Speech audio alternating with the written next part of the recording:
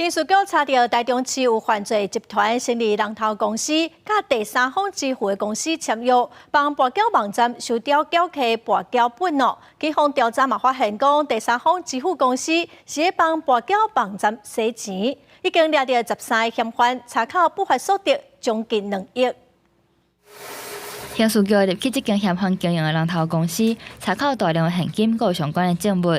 警方查到有犯罪集团透过姓刘的10甫人，成立14间人头公司，甲第三方支付公司签约，成立跋筊的网站，代替收缴卡的钱。不过，这第三方支付公司实际上就是协助违法洗钱，提供代收赌客出入金服务。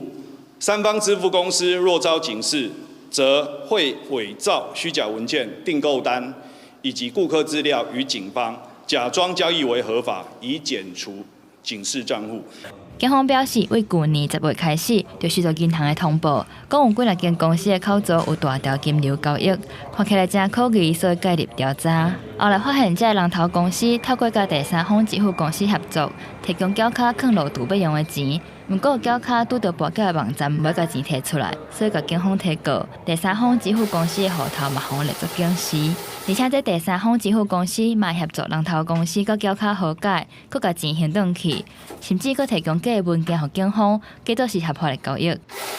因为是透过第三方支付公司，如果他的资料还没有进来的时候，他可能会有一个落差。所以会造成一个暂缓出金的动作。然后另外他出金，如果他不出金的话，那很有可能也是会涉嫌一个诈欺的一个行为。